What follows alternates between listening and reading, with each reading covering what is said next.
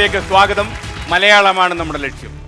നല്ല മലയാളം പറയുന്ന ഒരു തലമുറ ഈ നാട്ടിൽ വളർന്നു വരണം. മലയാളം അറിയാവുന്നവരെ പിന്നെ പുതുതായിട്ട് പഠിപ്പിക്കേണ്ട കാര്യമില്ലല്ലോ. അപ്പോൾ ഇംഗ്ലീഷ് വിദ്യാഭ്യാസം പ്രചരിക്കുന്ന നമ്മുടെ നാട്ടിൽ മലയാള വിദ്യാഭ്യാസത്തിനും സാധ്യതകൾ ഏറെയാണെന്ന് തെളിയിക്കുന്ന ടെലിവിഷൻ പരിപാടിയിലേക്ക് വീണ്ടും സ്വാഗതം. അപ്പൊ ഇന്ന് ആരൊക്കെയാണ് ഈ പരിപാടിയിൽ പങ്കെടുക്കുന്നത്? മലപ്പുറത്തുനിന്ന് ഫഹീം ബിൻ മുഹമ്മദ്. മലപ്പുറമൊക്കെ ഒരു ലെവലാക്കിയോ? എങ്ങനെയുണ്ട് കാര്യങ്ങളൊക്കെ? കിഴക്ക് തന്നെ സൂര്യൻ ഉദിക്കുന്നു അതോ ചെറിയൊരു മാറ്റം ഉണ്ടായോ? ചെറിയ മാറ്റം വന്നു തുടങ്ങിയിട്ടുണ്ട്. നേരെ മധ്യത്തിലായി ഉദിക്കുന്നത്. എന്റെ പെങ്ങള് തൃപ്പനച്ചി UP സ്കൂളിലാണ് പഠിക്കുന്നത്. അവൾക്കിപ്പോ ഒരു താരപരിവേഷാണ്. സഹോദരി അതെ, 6ാം ക്ലാസ്സിലാണ്. അപ്പൊ ഇന്ന് ഈ പരിപാടിക്ക് വരുന്നതിന് തൊട്ട് മുമ്പ് അവളുടേതായിരുന്നു ഏറ്റവും വലിയ ഉപദേശം, നന്നായിട്ട് പെർഫോം ചെയ്യട്ടോ, എന്നെ പറയിപ്പിക്കരുത് എന്നാ പറഞ്ഞിരിക്കുന്നത്. അതെ, മാത്രമല്ല ഈ കുറച്ചു കാലം കൂടെ അങ്ങോട്ട് കഴിയുമ്പോൾ മലപ്പുറത്ത് ഒരു അനൗൺസ്മെന്റ് കേൾക്കാൻ സാധ്യതയുണ്ട്. നമ്മുടെ പ്രിയങ്കരനായ ഒരു നിമിഷത്തിലെ മത്സരാർത്ഥി ഫഹീം ബിൻ മുഹമ്മദ് ഈ വഴി കടന്നു വരികയാണ്. എന്തൊക്കെയായിരിക്കും ഈ നാട്ടിൽ സംഭവിക്കാൻ പോകുന്നത്? വയനാട്ടിലെ മുജീബ്. അപ്പൊ മുജീബിനൊരു താരപരിവേഷം വന്നു കഴിഞ്ഞെന്ന് എനിക്ക് മനസ്സിലായി. ഒരു രജനീകാന്തിന് അത്രയൊക്കെ വരുമോ നാട്ടില്? രജനീകാന്തിനെക്കാട്ടിലും കളറുണ്ട്. പക്ഷെ അത്ര തന്നെ കഴിവില്ല. പക്ഷെ നാട്ടില് വളരെ നല്ല 2 മാറ്റങ്ങൾ ഉണ്ടായി സാറേ. സ്ഥിരമായിട്ട് ഞാൻ സുൽത്താൻ ബത്തേരി എന്റെ കലാലയത്തിലേക്ക് പോകുന്ന ബസ് MA സൺസ് ഡോൾഫിൻ എന്ന് പറയുന്ന 2 രാജകീയ വാഹനങ്ങളാണ് നാട്ടിലുള്ളത്. 9 രൂപയാണ് പോയിന്റ്, 10 രൂപയാണ് നാം സ്ഥിരമായിട്ട് കൊടുക്കുന്നത്. ഇപ്പൊ അവിടെ വരുന്ന എല്ലാ കണ്ടക്ടർമാരും വളരെ കൃത്യതയോടുകൂടി 1 രൂപ എനിക്ക് തിരിച്ചു തരുന്നുണ്ട് സാർ. അതാണ് വലിയ മാറ്റമായിട്ട് എനിക്ക് തോന്നുന്നത്. ഇനി നമുക്കൊരു നവാഗത പ്രതിഭയുണ്ട്, കാവനാട്ട് എലിസബത്ത് ജോസഫ്. കൊല്ലം തൊല്ലം ഭവതു നിതരാം പിന്നെയും കൊല്ലമേവ. വല്ല മനസ്സിലായ? കൊല്ലും നല്ലല്ലോ. കാലം എത്രയായാലും കൊല്ലം കൊല്ലമായി തന്നെ നിലനിൽക്കും. പ്രകൃതി കനിഞ്ഞനുഗ്രഹിച്ച പുഴകളും പച്ചപ്പും ചരിത്രം കോറിയിട്ട കുറെ ഓർമ്മകളും. അതാണ് എന്റെ നാട്, ദേശിംഗ നാട്. കശുവണ്ടിയുടെയും കായലുകളുടെയും ഈറ്റില്ലമായ കൊല്ലം. കൊല്ലത്തെ ചെറുപ്രദേശമായ കാവനാട് ശ്രീ S ജോസഫിന്റെയും ശ്രീമതി സൂസി ജോസഫിന്റെയും ഏറെ കാത്തിരിപ്പുകൾക്കൊടുവിൽ 1995 ഏപ്രിൽ 1-ാം തീയതി സർവശക്തനായ ദൈവം കനിഞ്ഞനുഗ്രഹിച്ച സീമന്തപുത്രിയാണ് ഞാൻ. തങ്ങൾ കുഞ്ഞ് മുസ്ലിയാർ കലാലയത്തിൽ നിന്നും ആംഗലേയ ഭാഷാ സാഹിത്യത്തിൽ ബിരുദം പൂർത്തിയാക്കി ബിരുദാനന്തര ബിരുദത്തിനായി ആഗ്രഹിച്ച് വീട്ടിൽ കാത്തിരിക്കുകയാണ്. ഇനി കൊല്ലത്തെ ശ്രീശാന്ത് S മാരാരി. നമ്മുടെ ഒരു നിമിഷം അർദ്ധരാത്രിക്ക് പാലുമായി പോയ ചേച്ചി ഒരു കുഴപ്പമില്ല, സുഖമായിട്ടിരിക്കുന്നു. ഇന്നലെയും പോയി ഞാൻ കാര്യങ്ങളെല്ലാം അന്വേഷിച്ചിട്ടുണ്ട്. സാറിന്റെ അന്വേഷണം പറഞ്ഞിട്ടുണ്ട്, കുഴപ്പമില്ല. പറയാനുള്ള സാർ, നമ്മുടെ ഒരു നിമിഷം എന്ന പരിപാടിയുടെ അവതാരകൻ ശ്രീകണ്ഠൻ നായർ സാറായിരുന്നു ഇന്നലെ വരെ. ഇന്ന് ഞാനുമാണ്.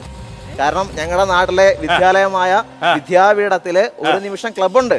അവിടുത്തെ ജൂനിയർ ശ്രീകണ്ഠൻ നായരാണ് ഞാൻ. മാത്രമല്ല എല്ലാരും വിചാരിക്കും ഒരു നിമിഷം പരിപാടി നടത്തി പേരിന് അങ്ങനൊന്നുമില്ല. ഞങ്ങൾക്ക് സ്പോൺസർമാരുണ്ട്.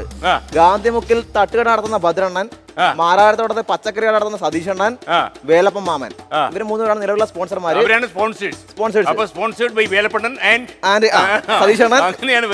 അങ്ങനെ അവര് കൃത്യമായിട്ട് എല്ലാ ആഴ്ചയും നമുക്ക് വേണ്ട സമ്മാനങ്ങൾ തരുന്നുണ്ട്, നടത്തുന്നുണ്ട്. പിന്നെ വേറെ ഒരു വലിയ വിജയം എന്ന് പറഞ്ഞാല് തനിമ എന്ന് പറയുന്ന ക്ലബ്ബുണ്ട് നാട്ടിലെ. അത്യാവശ്യം നല്ല ചെറുപ്പക്കാർ നടത്തുന്ന ക്ലബ്ബാണ്.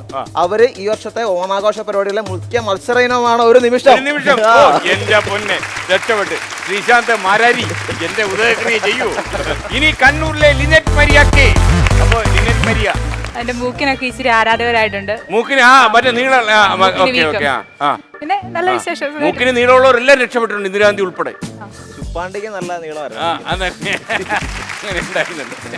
ഇനി കോട്ടയത്തെ ആഷ്യൻ പോൾ. എന്തൊക്കെയാ വിശേഷങ്ങൾ ആഷ്യൻ? നല്ല വിശേഷം. നാട്ടിൽ എന്താ മാറ്റം ഉണ്ടായി? ഇനിയിപ്പോ അവിടെ ഒരു നിമിഷം കളിച്ചോ ആരെങ്കിലും ആയിട്ട്? ഒരു നിമിഷം കളിക്കാനുള്ള അവസരം ഇതുവരെ ഉണ്ടായിട്ടില്ല. ഉണ്ടാവും, കാരണം നാട്ടിൽ നിൽക്കാൻ സമയമില്ല സാർ. ഉദ്ഘാടനങ്ങളായി തിരക്കാണ്. ഒരു പ്രത്യേകത ഉണ്ടെന്ന് പറഞ്ഞാൽ ഒരു നിമിഷം ഷോ കഴിഞ്ഞാൽ പിന്നെ ഭീമൻ രഘു, സ്ഫടികൻ ജോർജ് മുതലായ മഹാരഥന്മാരുടെ കൂടെയാണ് എന്റെ സ്ഥാനം. ഒരു നിമിഷം ആഷിൻ. അപ്പൊ ഈ നമ്മൾ ഈ കല്യാണത്തിനൊക്കെ കൂടുമ്പോഴേ നമ്മളിപ്പോ ആൾക്കാർ മുഖത്തിൽ ചെറിയ പരിചയം ഉണ്ടല്ലോ, പിന്നെ ഉടനെ നമ്മള് അങ്ങനെ ചിരിക്കുകയൊക്കെ ചെയ്യും. ഇങ്ങനെ പണ്ട് മുതലേ ആരാധകർ ശല്യം കാരണം എനിക്ക് നടക്കാൻ മേല. ഇതും കൂടെ കഴിഞ്ഞ പിന്നെ നിൽക്കാൻ മേലാത്ത അവസ്ഥയായി. അപ്പൊ നമുക്ക് ഇവരെയൊക്കെ പരിചയപ്പെട്ടു. ഇനി നമുക്ക് 5 നിയമങ്ങൾ. നിങ്ങൾക്കിപ്പോ കാണാതെ അറിയാം ഈ വാക്കുകൾ പോലും. ആശയങ്ങളും വാക്കുകളും ആവർത്തിക്കരുത്, വ്യാകരണ പിഴവ് പാടില്ല, ഭാഷകളിൽ നിന്ന് ഉദ്ധരണികൾ പാടില്ല, വാക്കുകൾക്ക് തമ്മിൽ ഇടവേളകൾ പാടില്ല, പറഞ്ഞുകൊണ്ടിരുന്ന ആശയങ്ങളിൽ നിന്ന് വ്യതിചലിക്കാൻ പാടില്ല. നമ്മൾ ആദ്യത്തെ റൗണ്ടിലേക്ക് കടക്കുന്നു. പൊതുവൃത്തം. സംസാരിച്ചു തുടങ്ങേണ്ടത് മലപ്പുറത്തെ ഫഹീം ബിൻ മുഹമ്മദ്. എനിക്ക് പ്രിയപ്പെട്ട വസ്ത്രം. ചിലമ്പ് കെട്ടി കുതുകാൽ മുന്നോട്ട് കുതിക്കുന്ന കാലം, പലതും കാത്തുവെക്കുമ്പോൾ എനിക്ക് ഏറ്റവും പ്രിയപ്പെട്ട വസ്ത്രം ദൈവത്തിന്റെ സ്വന്തം നാടായ കേരളത്തിന്റെ തനിമ നിലനിർത്തുന്ന. എലിസബത്ത് എന്താണ് കുത്തിയത്? ഞാൻ കരുതി വസ്ത്രം ആവർത്തിച്ചു. ആവർത്തിച്ചിട്ടില്ല. അപ്പോ നവാഗത പ്രതിഭയെ ശാന്തയാകൂ. താങ്കൾക്ക് തുടരാം. ദൈവത്തിന്റെ സ്വന്തം നാട് കേരളത്തിന്റെ പ്രിയപ്പെട്ട വസ്ത്രം മുണ്ട് തന്നെയാണ്. കാരണം ഒരുപാട് മഹാരഥന്മാർ അണിഞ്ഞ് ചരിത്രം അടയാളപ്പെടുത്തിയ നാളെയ ലോകത്തിന് മുന്നിൽ നമ്മളെ എല്ലാവരെയും തിരിച്ചു കാണിക്കുന്ന. നാളെയുടേന്നല്ലേ? നാളെ ലോകത്തെ പറഞ്ഞേ. അത് പെശകൊണ്ട്. നവാഗത പ്രതിഭ കൈയടിച്ചു കൊടുക്കൂ. എലിസബത്ത് ജോസഫ് കാവനാട്, താങ്കൾക്ക് തുടരാം. എനിക്ക് പ്രിയപ്പെട്ട വസ്ത്രം എന്ന് കേൾക്കുമ്പോൾ ഇന്ത്യൻ ആർഷഭാരത സംസ്കാരത്തിന്റെ ചെറിയൊരു പ്രശ്നം പറ്റി. ചുരുങ്ങിയ കാലയളവ് കൊണ്ട് തന്നെ ഈ പരിപാടിയെ നെഞ്ചിലേറ്റിയ ജനഹൃദയങ്ങൾക്ക് 1000 നന്ദി അർപ്പിച്ചുകൊണ്ട് തുടങ്ങട്ടെ. ഈ വേദി കാണുമ്പോൾ ഓർമ്മ വരുന്നത് പുത്തേത്ത് കിഴക്കതിലെ കുടുംബമാണ്. പുരുഷോത്തം കുറുപ്പ് അപ്പൂപ്പൻ, ഭവാനി അമ്മുമ്മ, സുമതി അമ്മുമ്മ, വല്യച്ഛനുണ്ട്, രഘുലിച്ചുണ്ട്, അവിടെ ഉണ്ട്. അർദ്ധനഗ്നനായ ഫക്കീർ മഹാത്മാഗാന്ധി ഭാരതത്തിനെ അടയാളപ്പെടുത്തിയത് അദ്ദേഹത്തിന്റെ വസ്ത്രം കൊണ്ടായിരുന്നു. അത് തന്നെയാണ് എന്താണ് ചർച്ചിൽ എന്ന് പറയുന്ന ആളാണ് അർദ്ധനഗ്ന ഫക്കീർ എന്ന് പറഞ്ഞ അടയാളപ്പെടുത്തിയത്. അപ്പൊ പറഞ്ഞപ്പോ ചെറിയൊരു പാടില്ല. മാത്രമല്ല ഒരു നിമിഷത്തിന്റെ അവതാരകനാണെന്ന് പറയാം. താങ്കൾക്ക് തുടരാം. അതുപോലെ എനിക്കും അടയാളപ്പെടുത്തലുകൾ സൃഷ്ടിക്കുവാൻ. അടയാളപ്പെടുത്തലുകളെ മാറ്റി നിർത്തി ചിന്തിക്കുമ്പോൾ കേരം തിന്നിയ കേരളത്തിൽ പട്ടുനൂൽ കൊണ്ട് നെയ്തെടുത്ത വസ്ത്രത്തിന്റെ പ്രാധാന്യം എത്രമാത്രം വലുതാണ്. നന്മ നിറഞ്ഞ ഗ്രഹങ്ങളിൽ നിന്ന് ഇറങ്ങി വരുമ്പോൾ പാർശ്വവൽക്കരിക്കപ്പെട്ടു പോകുന്ന പണിയനും കുറുമ്പനും മലയനും ദളിതനും സ്ത്രീയും സമൂഹത്തിന്റെ പിന്നാമ്പുറങ്ങളിൽ നിന്ന് മുൻധാരയിലേക്ക് വരുമ്പോൾ അർത്ഥനഗ്നനായ ഫക്കീർ പറഞ്ഞത് മോഹൻദാസ് കരംചന്ദ് ഗാന്ധി 1904. ആർഷഭാരത സംസ്കാരം എന്ന വാക്ക് ഇനി ഇവിടെ പറയുകയാണെങ്കിൽ കൊലപാതകം നടക്കുമെന്ന് ലിനറ്റ് മരിയെ ഞാൻ ഓർമ്മപ്പെടുത്തുകയാണ്. കഴിഞ്ഞ ചില ഭാഗങ്ങളായിട്ട് തന്നെ വാ തോരാതെ സംസാരിക്കുന്ന എന്റെ പ്രിയ സ്നേഹിത, കൂട്ടുകാരി, സുന്ദരി. ഒരു കുഴപ്പമില്ല. എല്ലാവരും തെറ്റല്ല. പ്രിയ സ്നേഹിത, സുന്ദരി, വാക്കുകളില്ല നിന്നെ വർണ്ണിക്കുവാൻ. പക്ഷേ വിഷയത്തിലേക്ക് കടക്കുകയാണ്. ഇഷ്ടപ്പെട്ട വസ്ത്രം ഏതാണെന്ന് ചോദിച്ചു കഴിഞ്ഞാൽ എന്റെ കഴിഞ്ഞ ഭാഗങ്ങൾ കണ്ട നിങ്ങൾക്കറിയാം, വേഷം ഇത് തന്നെയാണ്. കുർത്ത ആണ്. ആവർത്തിച്ചു. ഒരു സ്ത്രീയെ കൊല്ലുമെന്ന് ഈ വേദിയിൽ നിന്ന് എങ്ങനെ മാരാരിക്ക് പറയുവാൻ സാധിച്ചു എന്ന് ഉച്ചത്തിൽ ചോദിച്ചുകൊണ്ട് ഞാൻ തുടങ്ങട്ടെ. വസ്ത്രത്തെ അടയാളപ്പെടുത്തൽ തുടങ്ങട്ടെ. ഒരു തെറ്റുണ്ടായിരുന്നു. തെറ്റെന്താണെന്ന് പറയണം. ഒന്നുകൂടെ റീവൈൻഡ്. നിറത്തിനും മതത്തിനും ലിംഗത്തിനും ജാതിക്കും അപ്പുറം അടയാളപ്പെടുത്തലുകൾ പലതാകുമ്പോൾ വസ്ത്രത്തിനും ഇടമുണ്ട് എന്ന തിരിച്ചറിവുണ്ട്. അവിടെ നിന്ന് ഏറ്റവും നല്ല വസ്ത്രത്തെ കുറിച്ചുള്ള സകലമാന ചർച്ചകൾക്ക് വേദിയാവുന്ന ഒരു നിമിഷം എന്ന് പറയുന്ന പരിപാടിയുടെ തുടർന്നു കൊണ്ടുപോകുമ്പോൾ ഇത്തരത്തിലുള്ള ഞെക്കലുകളുമായിട്ട് മുന്നോട്ട് പോകുന്ന ശ്രീശാന്തിനെ പോലെയുള്ള ആധുനിക സംസ്കാരത്തിന്റെ ഉച്ചനീചത്വങ്ങളുടെ പിന്നാമ്പുറകെ പോകുമ്പോൾ ദേശവിധാനങ്ങളുടെ അടിയിൽ നിന്നുകൊണ്ട് വസ്ത്രം എന്ന് പറയുന്നത് മനുഷ്യന്റെ നന്മയുടെ പ്രതീകം ആകുന്നതിനപ്പുറം തിന്മയുടെ ഇരുളടഞ്ഞ ലോകത്തിലേക്ക് ആനയിക്കപ്പെടുന്നതിന് കാരണമാകുന്നുണ്ട് എന്ന് ചിന്തിച്ചു തുടങ്ങുന്നുണ്ട്. വസ്ത്രത്തെക്കുറിച്ച് പറയുമ്പോൾ ഓർമ്മ വരുന്നത് ചരിത്ര കാലഘട്ടമാണ്.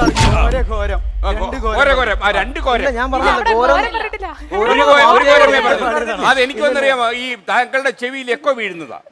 താങ്കൾക്ക് തുടരാം. വസ്ത്രത്തെക്കുറിച്ച് പറയുമ്പോൾ ഓർമ്മ വരുന്നത് അർദ്ധനഗ്നനായ ഫക്കീറിനെ തന്നെയാണ്. വിൻസ്റ്റൺ ചർച്ചിൽ എന്ന പ്രധാനമന്ത്രി ഗാന്ധിജിയെ അങ്ങനെ വിശേഷിപ്പിച്ചതിന്റെ ഭാഗം കൂടി ഞാൻ പറയാൻ ആഗ്രഹിക്കുകയാണ്. വേറൊന്നും കൊണ്ടല്ല, ചർച്ചിൽ അങ്ങനെ വിശേഷിപ്പിച്ചെന്ന് പറഞ്ഞല്ലോ. അർത്ഥനഗ്നനായ ഫക്കീർ എന്നുള്ളത് ഉദ്ധരണിയല്ലേ? അത് ഉദ്ധരണിയാണ്. താങ്കൾക്ക് തുടരാം. Lynette Maria. അത് സൂപ്പറായി. 1947 സത്യം, നീതി, സാഹോദര്യം, സ്നേഹം തുടങ്ങിയ ജനാധിപത്യ മൂല്യങ്ങളിൽ അടിയുറച്ചുകൊണ്ട് മോഹൻദാസ് കരംചന്ദ് ഗാന്ധി എന്ന കുട്ടികളുടെ ഏറ്റവും പ്രിയപ്പെട്ട പല്ലില്ലാത്ത അപ്പൂപ്പൻ നമുക്ക് നേടിത്തന്ന സ്വാതന്ത്ര്യത്തിന്റെ അർത്ഥം എന്തെന്ന് മനസ്സിലാക്കുമ്പോൾ ലോകത്തെ 121 കോടി ജനങ്ങൾക്ക് താങ്കൾക്ക് തുടരാം. മാനത്തമ്പിളി മാമനെയും കുപ്പായമിട്ട് ഉണ്ണിന്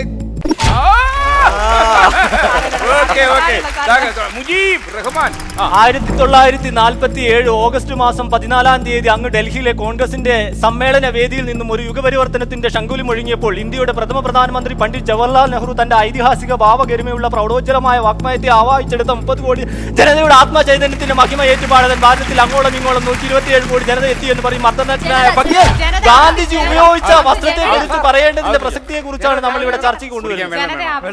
കുടിക്കാൻ വെള്ളം ഞാൻ വിട്ടു സാർ, ഞാൻ അർദ്ധനഗ്നായ ഫക്കീറിൽ എത്താൻ വേണ്ടി പറഞ്ഞാണ്. കുടിക്കാൻ വെള്ളം വേണം. ഓക്കെ, എന്താണ് ഇനി പ്രശ്നം പറയും? സാർ തടസ്സം പറയും. തടസ്സം പറയും. ഏറ്റവും നീളത്തിൽ പറഞ്ഞുള്ളതാണ്. എന്തൊക്കെയോ പറയുന്നു, എന്താണ് എന്ന് പറഞ്ഞാൽ പറ്റില്ല. ജനത ഇവിടെയുള്ള എല്ലാവരും അർദ്ധനഗ്നായ ഫക്കീറിനെ കുറിച്ച് പറഞ്ഞു. അപ്പൊ ഞാൻ എന്റെ ഗാന്ധിജിയെ കുറിച്ച് തുടരൂ. എനിക്ക് പ്രിയപ്പെട്ട വസ്ത്രത്തെ കുറിച്ച് ചിന്തിക്കുമ്പോൾ ഓർമ്മ വരുന്നത് നദോന്നത വൃത്തത്തിൽ ഉയർന്നു പാടുന്ന വഞ്ചിപ്പാട്ടിന്റെ ആഘോഷങ്ങളെ ഹൃദയത്തിലേറ്റിയ മലയാളിയുടെ മുണ്ട് തന്നെയാണ്. ഇത് ധരിക്കുന്ന വസ്ത്രത്തിനനുസരിച്ച് ധരിക്കുന്ന മുണ്ട് ധരിക്കട്ടെ സാർ. മുണ്ടില്ലാതെ ഞാൻ നഗ്നനായി പോകും. ധരിച്ചോട്ടെ. മുണ്ടില്ലാതെ നിൽക്കുന്ന കാണേണ്ട ആവശ്യമുണ്ടോ? എലിസബത്തിനോട് കൂടുതൽ വിശദീകരിക്കണ്ട. കാമനാട്ടിൽ തിരിച്ചടി വരും. താങ്കൾക്ക് തുടരാം. ധരിക്കുന്ന വസ്ത്രത്തോടൊപ്പം വ്യത്യസ്തമായ നിറങ്ങൾ ചാലിച്ച ധരിക്കുന്ന നേരത്തെ പറഞ്ഞായിരുന്നു. അത് ഇത് കഴിഞ്ഞ് തുടങ്ങുന്നില്ലടി, അത് സംഭവിച്ചില്ല, പറയാൻ തുടങ്ങട്ടെ. പറയാൻ അവസരം മിസ്റ്റർ മാരാരി. മറ്റേ വാക്ക് വിളിക്കരുത്. ആഡംബരങ്ങളുടെ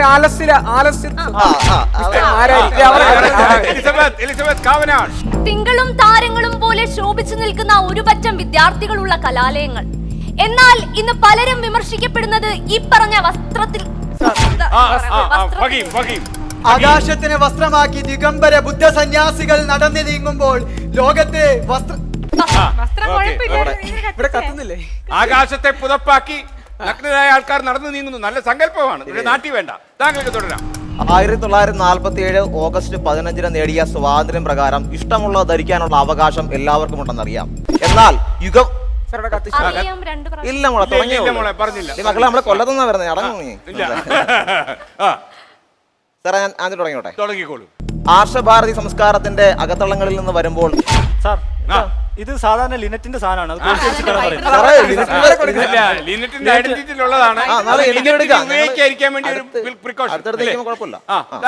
അടുത്ത ചാണകം ചാരിയ ചാണകം മണക്കുന്നതാണല്ലോ, അല്ല ചന്ദനം ചാരിയാൽ ചന്ദനം മണക്കുന്നതാണല്ലോ. 1947 ഓഗസ്റ്റ് 15 ശേഷം സ്വാതന്ത്ര്യം ലഭിച്ചു. അവകാശങ്ങൾ ഒരുപാടുണ്ടായി. എന്നാൽ അതിന് മുമ്പ് വരുന്ന അല്ല, അത് പിന്നെ പറഞ്ഞു തുടങ്ങിയ പറഞ്ഞു തുടങ്ങിയ ആർഷഭാരത സംസ്കാരത്തിന്റെ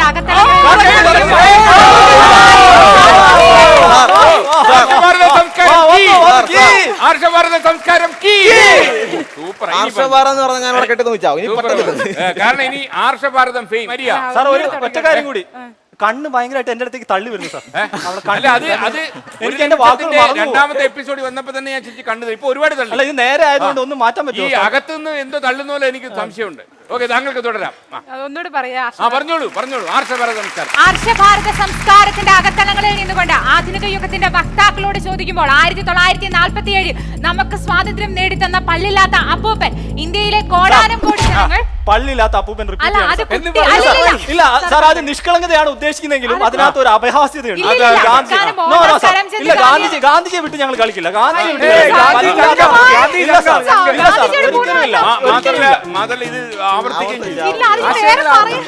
അദ്ദേഹത്തിന്റെ ആർഷഭാരതത്തെ കുറിച്ച് എനിക്കും 2 വാക്ക് പറയുന്നതിൽ ആരെങ്കിലും തടസ്സം വിളിക്കുകയാണെങ്കിൽ അവരെ ഞാൻ വെടിവെച്ച് കൊല്ലുമെന്ന് നിങ്ങൾക്ക് മുന്നിൽ പറഞ്ഞുകൊണ്ട് ഇത് മാരാരി ഒത്തിരി നേരം ആലോചിച്ചിട്ടാണ് ഞെക്കിയത്. മാത്രമല്ല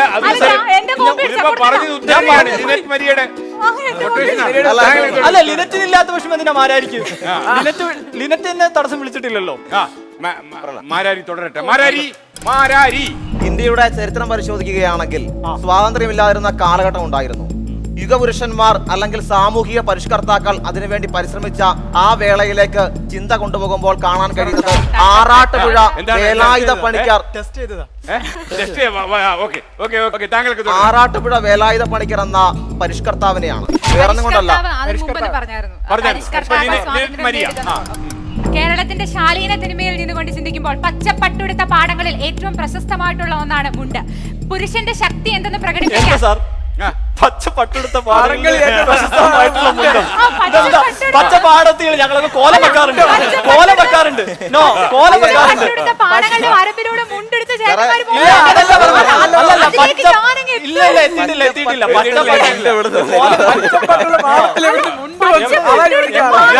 എനിക്ക് മനസ്സിലായത് പച്ചപ്പട്ടുടുത്ത പാടങ്ങളിൽ നിന്നുണ്ടാക്കുന്ന സാധനമാണ് മുണ്ടെന്ന് തന്നെയാണ്. അതാണ് എനിക്ക് മനസ്സിലായത്. ഇങ്ങനെ ഒരു മുണ്ടുണ്ടോ എന്ന് ഞാൻ മുണ്ടില്ലാത്ത മുണ്ട് മുറുകെ കെട്ടി കൊയ്യാൻ പോയിരുന്ന ആൾക്കാരെ ചേട്ടൻ അറിയത്തില്ലാത്ത എന്റെ കുഴപ്പമില്ല. ചേട്ടൻ അറിയത്തില്ല. സമയം അവസാനിക്കുന്നു. എന്തായാലും ലിനറ്റ് മരിയ എത്ര സെക്കൻഡ് സംസാരിച്ചു? 14 സെക്കൻഡ് അല്ലേ? 14 സെക്കൻഡ് സംസാരിച്ചു. ആ ആർഷഭാരത സംസ്കാരം ഇവിടെ നിരോധിക്കേണ്ടി വരുമെന്ന് എനിക്ക് പച്ചപ്പട്ടും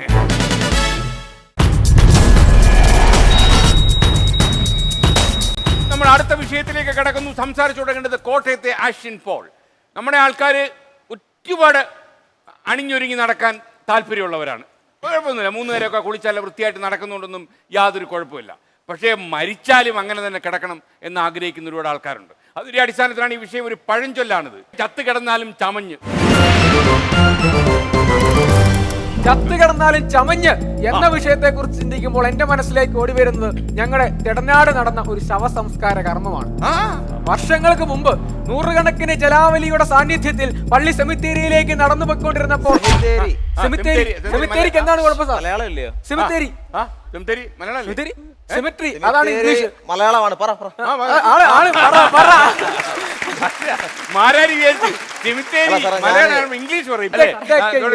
പള്ളി സെമിത്തേരിയിലേക്ക് നടന്നു പോയിക്കൊണ്ടിരുന്നപ്പോൾ ആ ശവശരീരത്തിലേക്ക് ഞാനൊന്ന് നോക്കി.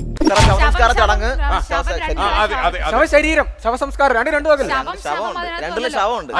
അടക്കെന്ന് പറയാറുന്നല്ലോ. ശവത്തിലേക്ക് ഞാനൊന്ന് നോക്കി. ശവം തിരിച്ചൊന്ന് നോക്കി. ശവം ചമഞ്ഞ് കിടന്ന് പറയാൻ പോകുന്നു വിചാരിച്ചു. താങ്കൾക്ക് തുടരാം.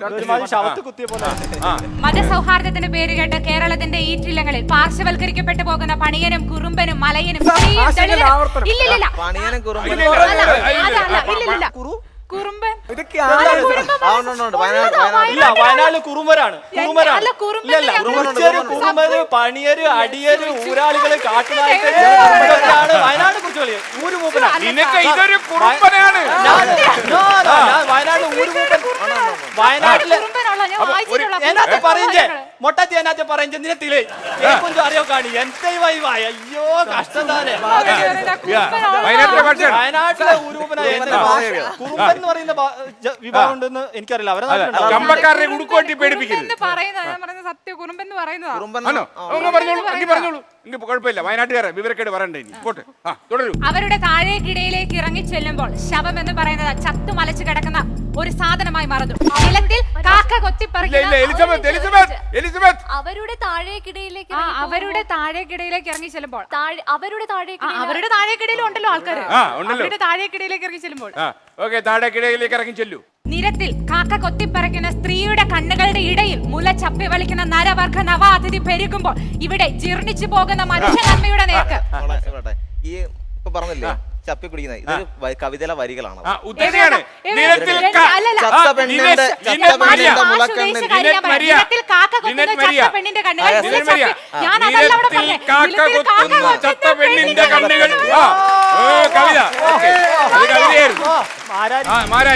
കേരളത്തിന്റെ സാംസ്കാരിക തലങ്ങളിൽ നിന്ന് സൗന്ദര്യാത്മകതയിലേക്ക് ഇറങ്ങി ചെല്ലുവാൻ ആഗ്രഹിക്കുകയാണ്. സുകുമാര കലകൾ ഏറെയാണെങ്കിലും മനുഷ്യന്റെ സങ്കല്പങ്ങളിൽ അവന്റെ വദനം മിനുക്കുന്നതിനകത്ത് ഒരുപാട് ശ്രദ്ധിക്കേണ്ട എന്ന് പറയാൻ ഞാൻ ഉച്ചാരണ വൈകല്യം. താങ്കൾക്ക് തുടരാം. എലിസബത്ത് കാവനാട് തുടരൂ. ചമയാൻ ചാവണമെന്നില്ല ഫഹീം ബിൻ മുഹമ്മദ്. ഒരു ഭാഗത്ത് ചത്ത് മലച്ചു കിടക്കുമ്പോഴും ചമയണമെന്ന സംസ്കാരം മനസ്സിൽ ഉറപ്പിക്കുന്ന സമൂഹം. പക്ഷേ മറ്റൊരു വശത്ത്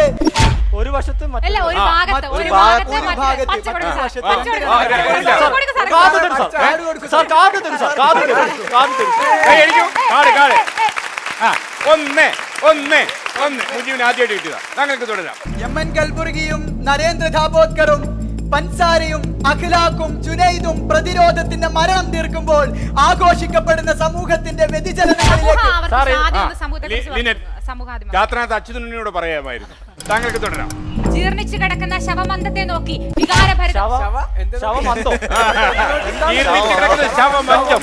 താങ്കൾ തുടരാം. വിടർന്നാവൂ നീ സുസ്മിതേ, നിൻ മനസ്സിൽ തുടിക്കും പ്രകാശം പുറത്തിൽ ഏർപ്പെട്ട ഏത് കവിത? അല്ലെങ്കിൽ സാർ ആ സുന്ദരി ചത്ത് കിടക്കുന്നതിനെ കുറിച്ച് വർണ്ണിച്ചു തുടങ്ങിയായിരുന്നു ഏത് കവിത? ഏത് കവിത? എന്ത് കവിതയാണ്? ആർക്കും പറയാൻ പറ്റിയില്ലെങ്കിൽ മുജീബിന് തുടരാം. വാക്കുകൾ വ്യക്തമല്ല, എനിക്കറിയത്തില്ല. വാക്കുകൾ വ്യക്തമല്ലായിരുന്നു സാർ. കാട്ടാളാ നീ മരിക്കുന്നു ആ കവിത. താങ്കൾക്ക് തുടരാം. സാമൂഹ്യ നവോത്ഥാന നായകന്മാരിൽ എന്നെ ഏറെ ആകർഷിച്ച വ്യക്തിത്വമായിരുന്നു 1853 തിരുവനന്തപുരം ജില്ലയിലെ ചെമ്പഴന്തിയിൽ മാടനാശാന്റെയും കുട്ടിയമ്മയുടെയും മകനായി വയലോരം വീട്ടിൽ ജനിച്ച ശ്രീനാരായണ ഗുരു. അദ്ദേഹം സൗന്ദര്യ സങ്കല്പങ്ങൾക്ക് എതിരായിരുന്നു. എന്തുകൊണ്ടെന്നാൽ അദ്വൈത ചിന്താ പദ്ധതിയുടെ വക്താവായിരുന്നു. ആയിരുന്നു. ആ. ശ്രീനാരായണ ഗുരുവിനെ എനിക്കും ഏറെ ഇഷ്ടമാണ്. പക്ഷേ രക്തചന്ദനം മുഖത്ത് തേച്ച് അത് മിനുക്കുവാൻ ശ്രമിക്കുന്ന മലയാളി മറന്നു പോകുന്ന നവോത്ഥാന നായകന്മാരുടെ ചരിത്രത്തിൽ ഇടം പിടിക്കുന്ന ഒരാൾ തന്നെയാണ്. എലിസബത്ത്. അപ്പോൾ ഞാൻ പറഞ്ഞു വന്ന രണ്ട് ദുർവിധികൾ ഇതാണ്. ആധുനിക ഭാഷാ സാഹിത്യത്തെ കടമെടുക്കുന്നു. ഭാഷാ സാഹിത്യം.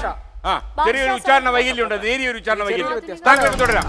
ചത്തുകിടന്നാലും ചമഞ്ഞ് എന്ന വിഷയത്തെ കുറിച്ച് ചിന്തിക്കുമ്പോൾ സർവോപരി സർഗാത്മകരും സ്വതന്ത്രനുമായ ഒരു മനുഷ്യൻ 60-70 വർഷം ജീവിച്ച് പരതന്ത്രനായി തീർന്ന് വൃദ്ധരൂപം പ്രാപിച്ച ഒരു ജീവിയായി ഓക്കെ മൂരാരി പൂരം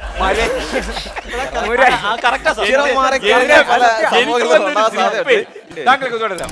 പിൻവലിച്ചു. ഭാരതീയ ചിന്താ പദ്ധതികളിലേക്ക് തിരിച്ചു പോവുകയാണ്. അദ്വൈതാശ്രമത്തെയും സരണികളെ കുറിച്ച് ഞാൻ കഴിഞ്ഞ ഭാഗത്ത് പറഞ്ഞത് ആവർത്തിക്കുവാൻ തിരിച്ചു അതെ. താങ്കൾ കഴിഞ്ഞ ഭാഗത്ത് പറഞ്ഞ എല്ലാം കൂടെ നാട്ടുകാർ ഓർമ്മിച്ചിരിക്കുകയാണോ? അവർക്ക് വരെ ഒത്തിരി പണിയില്ലേ? കുറിച്ച് രണ്ടോ പറഞ്ഞല്ലേ? ഉറപ്പല്ലേ? Lynette Maria. ഭരിച്ചുകൊണ്ടിരിക്കുന്ന മനുഷ്യ നന്മകളുടെ ഇടയിലേക്ക് ഇറങ്ങിച്ചെന്ന് നിൽക്കുമ്പോൾ പച്ചയായ യാഥാർത്ഥ്യങ്ങളുടെ നന്മയെ നഷ്ടപ്പെട്ട് അജ്ഞതയുടെ ഇരുളലകൾ തേടി പ്രകാശ ഗോപുരങ്ങൾ ഇല്ലാത്ത നവോത്ഥാന മൂല്യങ്ങളെ മറച്ചു പിടിച്ചിരിക്കുന്ന സംസ്കാരം രൂപപ്പെട്ടു വരുന്നതിന്റെ അത്യാഘാതത്തിൽ നിന്നുകൊണ്ട് ചിന്തിക്കുമ്പോൾ ആഗോളവൽക്കരണത്തിന്റെയും കമ്പോളത്തിൽ രൂപപ്പെട്ടു വരുന്നതിന്റെ ആ വാക്ക് തെറ്റാണ്. ഇത് എന്തോ കൊടഞ്ഞെടുത്തിരുന്നല്ലേ? വിഷയം മനസ്സിൽ അസ്വസ്ഥത സൃഷ്ടിക്കുന്നു എന്നുള്ളത് പറഞ്ഞു കൊള്ളട്ടെ. ഒരു സ്ഥായുടെ കുറവുണ്ടായിരുന്നു.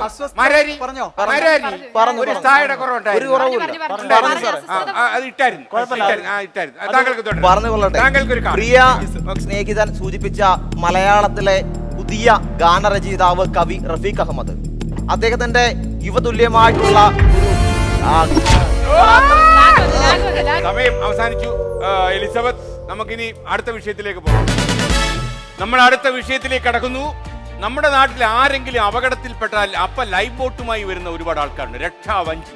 വൈകുന്നേരമൊക്കെ വഴിയോരങ്ങളിൽ ചില ആൾക്കാരെ കാണാം. അവിടെ നിന്ന് ഒരു നിലവിളി കേട്ടതുപോലെ ഇങ്ങനെ കയറി വരുന്നവരെ നിങ്ങൾ വളരെ ശ്രദ്ധിച്ചോളണം. അപകടകാരികളാണ്. അതിന്റെ അടിസ്ഥാനത്തിലാണ് ഈ വിഷയം. രക്ഷാവഞ്ചിക്കാരനെ സൂക്ഷിച്ചോളൂ. സംസാരിച്ചു തുടങ്ങേണ്ട ലിനറ്റ് മരിയ.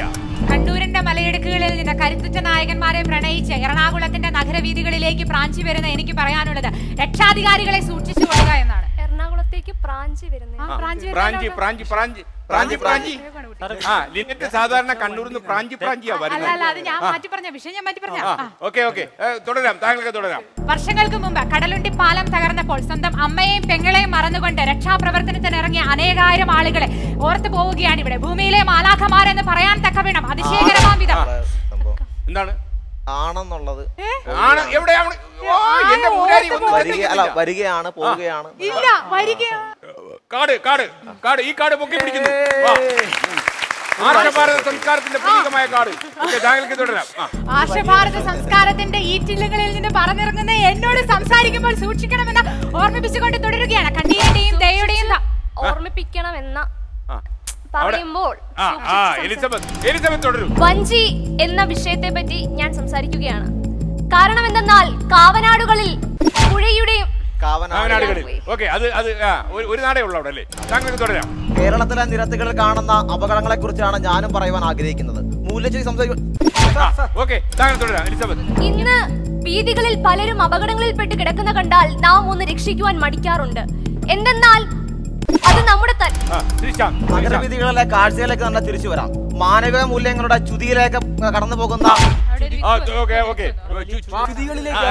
താങ്കൾക്ക് തുടരാം. വാഹന അപകടങ്ങളിൽപ്പെട്ട് ജീവന് വേണ്ടി നിലവിളിക്കുന്നവരെ രക്ഷിക്കുവാൻ ശ്രമിക്കാതെ ബേപ്പൂർ സുൽത്താനായ വൈക്കം മുഹമ്മദ് ബഷീറിന്റെ ഭാഷയിൽ പറയുകയാണെങ്കിൽ അണ്ടകടാഹ ഇൻജാപ്പി മൊസാട്ടോ എന്ന കൊച്ചി യന്ത്രത്തിൽ ഉത്തരണി ചേട്ടാ, അതൊരു പേരാണ് സാർ. പേരാണ് സാർ. പേര് അത് ഉത്തരണിയല്ല, ഒരു പേരാണ്. യു ആർ കോട്ടിംഗ് അച്ചനീചിത്തങ്ങളുടെ ഇടയിലൂടെ അരാജകത്വം ഇത് നീചമായി. താങ്കൾക്ക് തുടരാം. രക്ഷിക്കാൻ ശ്രമിക്കാതെ അണ്ടകടാഹ ഇൻജാപ്പി മൊസാട്ടോ എന്ന കൊച്ചി യന്ത്രത്തിൽ ചിത്രം പകർത്താൻ ശ്രമിക്കുന്ന ധാർമ്മിക ശ്രമിക്കുന്ന രണ്ടു തവണ ആവർത്തിച്ചു. Lynette Maria.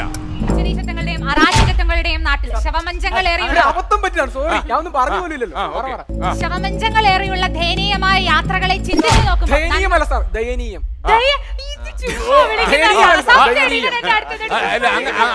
അങ്ങനെ വിളിച്ചു കഴിഞ്ഞാൽ പിന്നെ വലിയ അപകടമാവും. എന്നാലും താങ്കൾക്ക് തുടരാം. ഇനി ഒന്ന് ശ്രദ്ധിച്ചോണ്ടാ മതി. ദയനീയമായ ചിത്രം കണ്ട് അവരെ രക്ഷിക്കുവാൻ പോലും ശ്രമിക്കാത്ത ധാർമ്മിക മൂല്യം നഷ്ടപ്പെട്ട പുതിയൊരു തലമുറയാണ് ഇവിടെ ഉദയം ചെയ്തിരിക്കുന്നത് എന്ന് സംസാരിക്കുന്നതിൽ എനിക്ക് വളരെയധികം ഹൃദയവ്യഥയുണ്ട്. കാരണം കേരളത്തിലെ നിരത്തുകളിൽ അങ്ങോളം ഒരു ദിവസം ആയിരക്കണക്കിന് വ്യക്തികളാണ്. താങ്കൾക്ക് തുടരാം. എലിസബത്ത്. അപ്പോൾ ഞാൻ പറഞ്ഞു വന്നത്, വീതികളിൽ അപകടത്തിൽപ്പെട്ട് കിടക്കുന്നവരെ ഒന്ന് രക്ഷിക്കുവാൻ നാം മടിക്കാറുണ്ട്. കാരണം മറ്റൊന്നുമല്ല, എവിടെയും അകപ്പെട്ടു പോകാം എന്നുള്ളതിനൊരു ഉത്തമ അകപ്പെട്ടു പോകുന്നവരെ രക്ഷിക്കാൻ നാം മടിക്കാറുണ്ട്. അകപ്പെട്ടു പോകാം. ശ്യാമസുന്ദരമായ കേരളത്തിന്റെ കിടാക്കളായി വളർന്നുകൊണ്ടിരിക്കുന്ന നമുക്ക് നഷ്ടപ്പെട്ടു പോകുന്ന നന്മയുടെ വില എന്തെന്നറിയാതെ ചെറിയൊരു ശ്വാസതടസ്സം, പ്രശ്നമൊന്നുമില്ല. നഷ്ടപ്പെട്ടു പോകുന്ന നന്മകളുടെ വില എന്തെന്നറിയാതെ വളർന്നു വരുന്ന തലമുറയെ കണ്ണുനട്ട് കാത്തിരിക്കുന്ന സംസ്കാരിക ശൂന്യരായ ആളുകളുടെ ഇടയിൽ ഉത്തരവാദിത്വ ബോധമുള്ള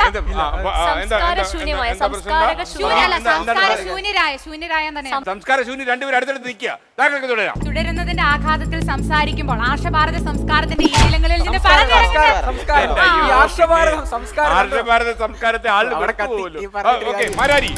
മനുഷ്യന്റെ മൂല്യങ്ങൾക്ക് ചുതി വരുന്നത് ആലോചിക്കുമ്പോൾ എന്റെ ചിന്ത കടന്നു ചെല്ലുന്നത് അധ്യാത്മരാമായണ കിളിപ്പാട്ടിൽ ലക്ഷ്മണ സ്വാതന്ത്ര്യം എന്ന ഭാഗത്തേക്കാണ്. കാമക്രോധ മത മാത്സര്യങ്ങൾ. എന്തുവാ ഇതിനും നമ്മുടെ നാട്ടിൽ ഉദ്ധരണിയല്ല, ഞാൻ പറയട്ടെ, അതിനകത്ത് വരികളല്ല, ഞാൻ ഉദ്ധരിച്ചിട്ടില്ല. അങ്ങനെയാണെങ്കിൽ നേരത്തെ കവിതയും ഞങ്ങൾക്ക് ഓർമ്മ വരുന്നതാണ്. അത്തരത്തിലുള്ള ഭാവങ്ങൾ മാനവന്റെ ഹൃദയത്തിൽ നിന്ന് നഷ്ടമായിക്കൊണ്ട് മാനവന്റെ കുഴപ്പമില്ല. കവനായിട്ട് പറയാറില്ലേ? നഷ്ടമാകുന്നതിന്റെ തെളിവായി കണക്കാക്കുന്നു. ഇന്ത്യയിലൊട്ടാകെ 29,918 അപകടങ്ങൾ നടക്കുമ്പോൾ കടലിലും കരയിലും മരണത്തെ വരിക്കാൻ തയ്യാറെടുക്കുന്നവർക്ക് മുന്നിലേക്ക് ദൈവദൂതനെ പോലെ കടന്നു വരുന്ന രക്ഷകർ. ചരിത്രത്തിലേക്ക് കണ്ണോടിക്കുമ്പോൾ 1789 ഫ്രാൻസിൽ ബാസ്റ്റീലിന്റെ പതനത്തിന് ശേഷം ആയിരങ്ങൾ പിടയുന്ന നേരം അവിടെയും ഉണ്ടായിരുന്നു ഇതുപോലെ ദൈവദൂതരായി. ആവർത്തനമില്ല. ഇല്ല എലിസബത്ത് ആവർത്തിച്ചിട്ടില്ല. രണ്ട് പ്രാവശ്യം വ്യക്തമായി ആവർത്തിച്ചു. ഒന്ന് ഫ്രാൻസിലും ആവർത്തിച്ചു, ഒന്ന് കടലിന്റെ അവിടെ ആവർത്തിച്ചു. പിന്നെന്താ പറയാ? അല്ല, അത് അവിടെ കത്തിച്ചിട്ടുണ്ടായിരുന്നു. സമയം അവസാനിക്കുന്നു.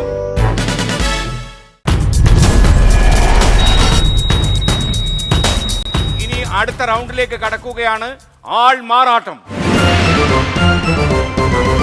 അപ്പൊ ആൾമാറാട്ടം എന്ന റൗണ്ടിന്റെ പ്രത്യേകത നിങ്ങൾക്കറിയാം. ഇവിടെ നിൽക്കുന്ന ആളുകൾ അവരെ മാറ്റി വേറൊരാളാക്കി മാറ്റുക.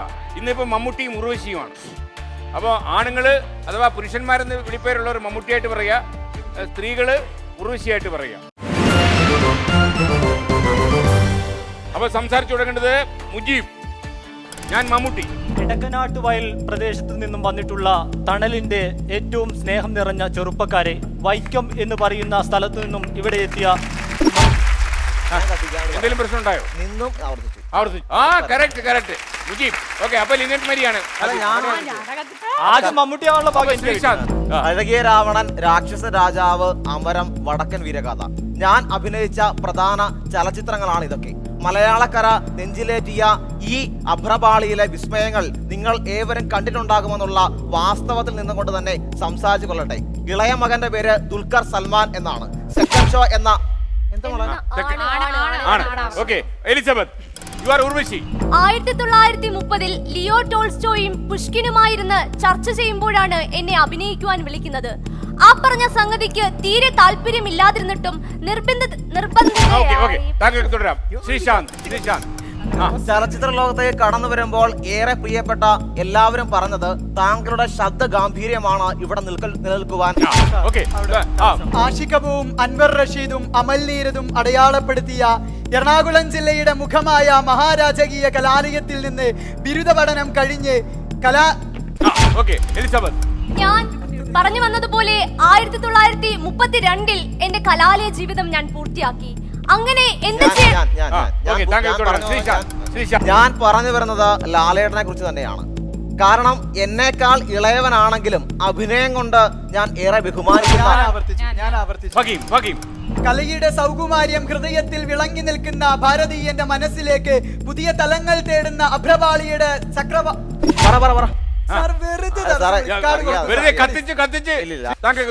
ഭീംറാവുജി അംബേദ്കർ എന്ന ചലച്ചിത്രം ദേശീയ തലത്തിൽ ശ്രദ്ധ നേടിയപ്പോൾ എന്റെ പേര് ലോകത്തിന്റെ എല്ലാ കോണുകളിലും ഉയർന്നു കേട്ടു. പിന്നീടും മലയാളി കേൾക്കുവാൻ ആഗ്രഹിക്കുന്ന ഒരുപാട് മലയാള ചലച്ചിത്ര ലോകത്ത് എന്നെ അടയാളപ്പെടുത്തുമ്പോൾ 4 ദേശീയ പുരസ്കാരങ്ങൾ കിട്ടിയ കാര്യം കൂടി പറഞ്ഞു കൊള്ളട്ടെ. പ്രധാനമായും കിട്ടിയത് കിട്ടിയ കാര്യങ്ങൾ കിട്ടിയത് കുശുമ്പിനും കുന്നായ്മയ്ക്കും പേരുകേട്ട കേരളത്തിലെ നാരീജനങ്ങളുടെ പ്രതീകമായി മലയാള ചലച്ചിത്ര ലോകത്ത് യാഥാസ്ഥിതികയുടെ നടുവിൽ സ്ത്രീ എന്ന നിലയിൽ അഭിനേത്രി എന്ന കഴിവിലൂടെ ഉയർന്നു വന്ന ഉർവശി എന്ന ഞാൻ അഭിമാനകരമായ അപ്പോൾ ഞാൻ പറഞ്ഞു വന്നത്, എന്നെ അഭിനയിക്കുവാൻ വിളിച്ചു. 2 സഹോദരിമാർ ഉണ്ടായിരുന്നിട്ടും ഒരുപക്ഷെ ഇന്ത്യൻ ചലച്ചിത്ര ലോകത്ത് വിസ്മയമായി തീരുവാൻ ഏറെ ആഗ്രഹിച്ചാണ് മലയാളത്തിലേക്ക് കടന്നു വരുന്നത്. പ്രായം 25. യൗവന തീക്ഷ്ണതയുടെയും വിപ്ലവ ചിന്തകളുടെയും സരണിയിൽ നിന്നുകൊണ്ട് കലാലയ ജീവിതം അവസാനിപ്പിച്ച് വക്കീൽ ഗുമസ്തനായി മുഹമ്മദ് കുട്ടി എന്നുള്ള ചെല്ലപ്പേരിൽ അറിയുന്ന ഞാൻ മമ്മൂട്ടിയായി തീർന്നപ്പോൾ എന്റെ കൂടെ താരപരിവേഷവും കൂടി വളർന്നു വരികയായിരുന്നു. നിങ്ങൾക്കെല്ലാവർക്കും അറിയാവുന്നത് പോലെ തന്നെ എന്റെ മുഖത്തോട്ട് സൂക്ഷിച്ചു നോക്കിയാൽ മഞ്ചേരിയിലെ ശ്രീധരൻ വക്കീലിന്റെ കീഴിൽ നിന്ന് ആ പഠനം പൂർത്തീകരിച്ച് അത്തരത്തിൽ ഉയർന്ന് ഭാരതത്തിലെ കോടതി മുറികളിൽ എന്റെ ശബ്ദം കേൾക്കുമെന്ന് അപ്പോൾ ഞാൻ പറഞ്ഞു വന്നത്, ഏറ്റവും പ്രശസ്തമായ കലാലയത്തിൽ നിന്നു തന്നെ ബിരുദം പൂർത്തിയാക്കിയിരുന്ന എന്നെ വിളിച്ചിട്ടു അവർ പറഞ്ഞത്, നിങ്ങൾ അഭിനയിക്കണം, അത് നാടിന്റെ ആവശ്യമാണ്. ഒരു പ്രശ്നം ഉണ്ടായി. അതിനിടയ്ക്ക് ഒരു സംശയം. ഈ മുജീബ് എന്തോ ഒരു അത്ഭുതത്തോടെ നോക്കി നിൽക്കുന്ന ഈ കാവനാട്ടുകാരി മനസ്സിലായില്ല. ഓന്ത് ചെറുതാണ്, നാവ് വലുതാണ്. അതിനുശേഷം ഒരു ജീവിയെ കാണുന്നതാണ് വലിയ നാവുള്ളത്. അതല്ലേ? ഓക്കെ. അല്ലെ ഈ മുജീബ് ഉണ്ടല്ലോ, ഞാൻ നോക്കും ഇങ്ങനെ നിൽക്കുക, എന്തോ ഒരു ഏതാണ്ട് കണ്ടതുപോലെ. ഓക്കെ, കണ്ണുകൾക്ക് 1000 അർത്ഥങ്ങളുണ്ട്. താങ്കൾക്ക് തുടരും. മലയാള ചലച്ചിത്ര ലോകത്തെ ഏറ്റവും വലിയ വിഷയമാണ് ദൃശ്യശ്രവണ മാധ്യമങ്ങൾ ഇന്ന് ചർച്ച ചെയ്യപ്പെട്ടുകൊണ്ടിരിക്കുന്നത്. ധനസമ്പാദനത്തിന് വേണ്ടി മാത്രമുള്ള ഇടമായി മാറിയോ ഇത്? അപ്പോഴാണ് എന്റെ വ്യക്തിത്വം മാതൃകാപരമായ ചില നടപടികൾ എടുത്തത് ഓർമ്മ വരുന്നത്. സാമൂഹിക ക്ഷേമത്തിന് വേണ്ടിയും ശ്രീശാന്ത് തുടരൂ. കാർഡ് വേണം. ഒരു കാർഡ്, രണ്ടാമത്തെ കാർഡ്. സാമൂഹിക ക്ഷേമത്തിനും ദയാപ്രവർത്തനത്തിനും ഞാൻ വിഹിതത്തിന്റെ ഒരു പങ്ക് മാറ്റിവെച്ചു. വടക്കൻ വീരഗാഥ എന്ന ചലച്ചിത്രത്തെ കോട്ടയം കുഞ്ഞച്ചനും ഹിറ്റ്ലർ മാധവനും മലയാളിയെ എന്നും ആവേശ പുളകിതരാക്കിയിട്ടേ ഉള്ളൂ. ഒരുപാട് സന്തോഷം. നാളെ എന്റെ മകനും ഇതേ തരത്തിൽ നിങ്ങളെ അത്യുന്നതിയിൽ എത്തിക്കും എന്ന് എനിക്ക് ഉറപ്പുണ്ട്. മലയാള ചലച്ചിത്ര മേഖലയ്ക്ക് അഭിമാനം. തുടങ്ങാൻ പോയ സംഭവിക്കില്ല. എന്റെ അവസ്ഥയാണ്. രംഭയ്ക്കും മേനകയ്ക്കും അപ്പുറം നിൽക്കുന്ന വശ്യമനോഹരമായ സൗന്ദര്യത്തിന് ഉടമയൊന്നുമല്ലെങ്കിലും ശാലീനമായ മുടിയുടെ ഇടയിലൂടെ പ്രണയം ഒളിപ്പിച്ചു വെച്ചുകൊണ്ട് ശ്രീനിവാസനെ പോലും അഭിനയം എന്തെന്ന് പഠിപ്പിക്കാൻ കഴിഞ്ഞിട്ടുള്ള ഉർവശി എന്ന ഞാൻ മലയാള സിനിമയ്ക്ക് അഭിമാനമാണെന്ന് മലയാള ചലച്ചിത്ര മേഖലയ്ക്ക് അഭിമാനമായി നിലനിൽക്കുന്ന മമ്മൂട്ടി എന്ന ഞാൻ ഏറെ ബഹുമാനത്തോടെ കാണുന്ന ഒരു നടനെ കുറിച്ച് സംസാരിക്കേണ്ടിയിരിക്കുന്നു. അത് മറ്റാരുമല്ല, മോഹൻലാലാണ്. നിങ്ങൾ ഓരോരുത്തരും ലാലേട്ടൻ എന്ന് വിളിച്ച് സന്തോഷത്തോടെ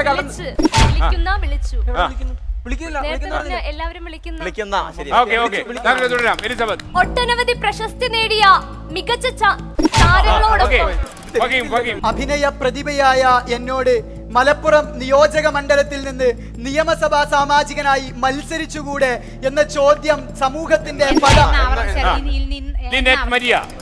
ആശഭാരത സംസ്കാരത്തിന്റെ അകത്തളങ്ങളിൽ നൂഴിയിട്ട് സംസാരിക്കാൻ ആഗ്രഹിക്കുന്നില്ലാത്തത് കൊണ്ട് തന്നെ മണ്ണിൽ പണിത പ്രകൃതി ഹൃദയപക്ഷത്ത് നിർത്തിയ ആളുകളുടെ വാക്കുകളായി ആഗ്രഹിക്കുന്ന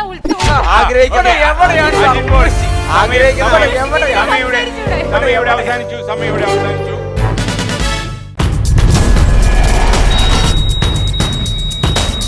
നമ്മൾ ഈ പരിപാടിയുടെ അവസാന ഘട്ടത്തിലേക്ക് കടക്കുന്നു. അവസാന റൗണ്ട് കൊട്ടിക്കലാശം.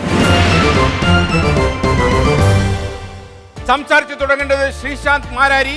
നമ്മുടെ നാട്ടിൽ ഏറ്റവും കൂടുതൽ ആൾക്കാർക്ക് പ്രശ്നമുള്ള ആൺ പെൺ വ്യത്യാസമില്ലാതെ ആളുകളുടെ പെരുമാറ്റത്തിൽ ഉണ്ടാകുന്ന ഒരു സ്വഭാവ ഗുണമാണ്. അത് വൈക്കത്തുമുണ്ട്, തലയോലപ്പറമ്പിലുമുണ്ട്. ആ വിഷയം കണ്ണുകടി. വിഷയം കേട്ടത് തന്നെ ഏറെ സന്തോഷമുണ്ടെന്ന് ആദ്യം തന്നെ പറഞ്ഞു കൊള്ളട്ടെ. വേറെ ഒന്നും കൊണ്ടുമല്ല, ജീവിത അനുഭവങ്ങളുടെ വിഷയം കേട്ടപ്പോൾ തന്നെ കണ്ണുകടി എന്നത് കരിനീല കണ്ണിന്റെ ആഘാത തലങ്ങളിലേക്ക് ഇറങ്ങി നിന്നുകൊണ്ട് ചിന്തിക്കുമ്പോൾ കണ്ണുകടി വേറെ ഒന്ന് കരിനീല പാട്ടല്ലേ. താങ്കളൊക്കെ തുടരാം. കണ്ണൂരിന്റെ കരുത്തുറ്റ നായകന്മാരുടെ ഇടയിലേക്ക് പറന്നിറങ്ങുന്ന ആശഭാരത സംസ്കാരത്തെ മാറ്റി നിർത്തി ഉച്ചനീചത്വങ്ങളും അരാജകത്വങ്ങളും പെരുകുന്ന നമ്മുടെ കാലയളവിൽ യുവജനങ്ങൾ ഏറ്റവും കൂടുതൽ പ്രത്യേകിച്ച് മലയാളികൾക്ക് ഏറ്റവും കൂടുതൽ ഉണ്ടാകുന്ന ഒരു സാധനമാണ് കണ്ണുകടി. എനിക്കുമുണ്ട്. ജീവിതാനുഭവങ്ങളുടെ തീച്ചുളയിൽ നിന്ന് കാച്ചിക്കുറുക്ക എടുത്ത കുറെ അനുഭവങ്ങൾ ഇവിടെ വിവരിക്കുമ്പോൾ ഞാൻ ലിനറ്റ് മരിയ എന്നെ നോക്കി കണ്ണ് തുറപ്പിച്ച് നോക്കുമ്പോഴാണ് എനിക്ക് മനസ്സിലാവുന്നത് ജീവിതാനുഭവങ്ങളുടെ തീച്ചുളയിൽ നിന്ന് കാച്ചിക്കുറുക്കിയെടുത്ത ഏതാനും അനുഭവങ്ങൾ ഇവിടെ വിസ്തരിക്കുവാൻ ഞാൻ തയ്യാറെടുക്കുകയാണ്. എന്തുകൊണ്ടെന്നാൽ വൈക്കം ക്ഷേത്രത്തിന്റെ പരിസരത്ത് നിന്ന് വന്നിരിക്കുന്ന യുവജനങ്ങളാകുന്ന ഈ വൃദ്ധരെ നോക്കുമ്പോൾ എനിക്ക് ഓർമ്മ വരുന്നത് എന്റെ അച്ഛനെയും അപ്പൂപ്പനെയും അമ്മുമ്മയുമാണെന്ന്. ആകുന്ന ആവർത്തിയിട്ടില്ല, പറഞ്ഞുകൊള്ളുകയാണ്. 1947 ഓഗസ്റ്റ് 18-ാം തീയതി പച്ചവിരിപ്പെട്ട പാടവരമ്പത്ത് കൂടി നടന്നു നീങ്ങുമ്പോൾ പട്ടുപാവാടയുടുത്ത് കണ്ണുകൾ സമുദ്രങ്ങളാകുന്ന മുന്തിരിച്ചാർ ഒലിക്കുന്ന കണ്ണെന്ന് പറയുന്നത് മനുഷ്യ ശരീരത്തിലെ അത്യന്താപേക്ഷിതമായ അവയവങ്ങളിൽ ഒന്നാണെന്ന് ഉറച്ച് ഉദ്ഘോഷിച്ചുകൊണ്ട് അവസാനത്തിന്റെ മനുഷ്യ മനസ്സുകളുടെ പരിലസങ്ങളെ കൃത്യമായി നിർവചിച്ചിരുന്ന ലോകപ്രസിദ്ധനായിരുന്നു ജീൻ പോൾ സാർത്രെ. അദ്ദേഹം പറയുന്നു കണ്ണുകടി തന്നെയാണ്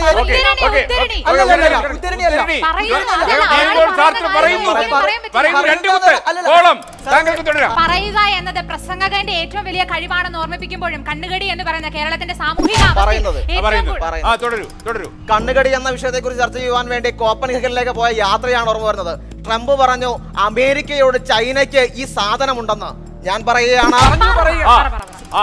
സുഹൃത്തുക്കളെ, കണ്ണുകടിയെ കുറിച്ച് ചിന്തിക്കുമ്പോൾ ഭക്ഷണവും ഭവനവും ഭവ്യമായ ജീവിതവും ഒക്കെ വെറും സ്വപ്നങ്ങൾ മാത്രമായി മാറുമ്പോൾ സ്വാർത്ഥതയുടെ പത്മീകത്തിൽ ഒളിച്ചിരിക്കാൻ ശ്രമിക്കുന്ന ആധുനിക സമൂഹത്തിന് വ്യത്യസ്തമായ നമുക്ക്